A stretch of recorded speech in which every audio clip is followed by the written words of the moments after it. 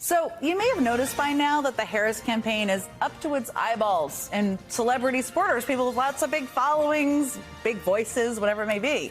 Beyonce, Oprah, Harrison Ford, Bruce Springsteen, J-Lo, John Bon Jovi, Julia Roberts. The list goes on and on and on. And many of them are doing everything they can to get voters to the polls. They're knocking on doors, speaking at rallies, and some are literally running up to people on the street. Sir, for $1, which would you rather see a sequel to, Elf or Trump? Elf. Yes, there you Okay, go. there you go. Have you voted yet? No. Okay, who are you going to vote for? Harris. Yes, All right. yes. You know you can vote early. I just registered. I'm coming right now. Oh, amazing! Perfect. Oh my God! Thank you! Thank you! Oh, Thank you. That's too much. Sir, Will Ferrell will kick your ass if you don't vote. Uh-oh. I'm voting. Okay. I'm voting Saturday. I'm doing early voting. Andy, there's Will Ferrell and I forgot. Billy! Sir, loud white men for Kamala, join the call! Yeah! Yeah! Who are you voting for? Kamala! Yeah! What's your name? My name is Corey. Corey! Corey for Kamala! Joining me now is Emmy-nominated actor, writer, comedian, and producer Billy Eichner, who's not as scary as you seem in those videos. But no, I'm a lovely person you're in real You're life. just like a lover. First of all, I love that you brought back Billy on the Street. So many people know what that is, watch it, laugh, it brings laughter, and that you called yourself Loud White Men for Kamala. It was really effective. I mean, it drew 12 million views in just the first 24 hours you posted it. That's not what happens all the time. No.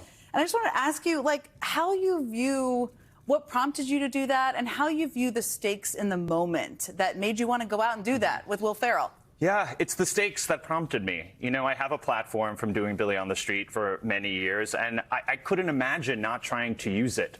You know, when I think about the consequences of Trump winning, you know, he's such a morally, ethically reprehensible, damaged human being, and yet the polls are so close. But I also thought it was important not just to panic, because a lot of my friends were starting to panic. So I reached out to Will, and I said, let's do something loud and fun and exciting, because this should be joyful. You know, we can't just sit around and be stressed out about it. And luckily, Will said yes. He's done Billy on the Street before, but I think this is the most important one I've ever done. I love that you just Will, like Will Ferrell. I do want an Elf sequel as a sidebar once we get through this election. Oh, we all do. If that's okay. If you can just put in a good word to your friend Will. I will. Now, the other thing that's you posted a much more, I guess I would call it a sobering video on Instagram a couple weeks ago.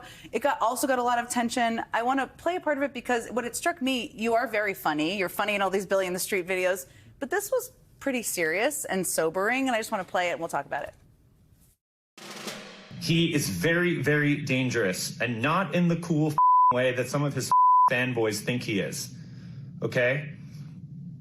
And I can feel it. I was out talking to voters yesterday. I did not like the vibe.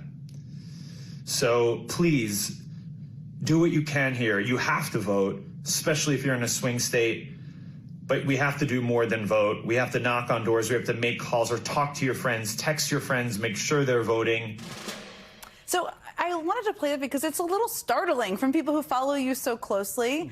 But you do learn how people are feeling in elections by talking to them. And you've been doing a lot of that. You've been politically active long before this cycle. Yeah. Where were you when you were talking to people? What alarmed you that prompted you to post that? Panic about Trump winning. Now, I know I just said we can't panic, but I think that all of these things, you know, we're human, right? Sometimes you are panicking about it, and then you want to go do something joyful on the street. You know, it's a combination of these things. But I was starting to feel, this was a few weeks ago, I was starting to feel momentum waning a little bit.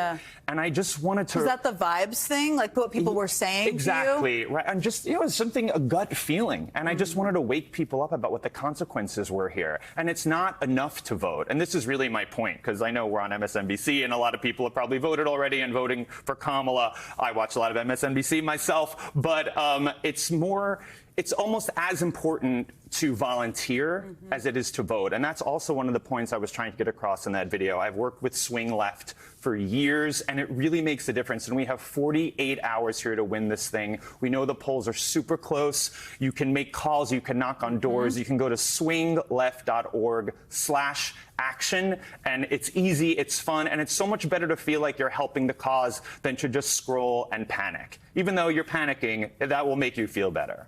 That's true. There's lots of things people can do, even in the last 48 hours, which is an important This is the most important time, and you're going to want to look back. Even if he wins, God forbid, you're going to want to be able to say, I did what I could. I went the extra mile. You don't want to regret it. We don't want to see what happened in 2016 happen again. So we need everybody out there watching this to go to swingleft.org/action. You can make calls, knock on doors if you're near a swing state. They organize the whole thing for you.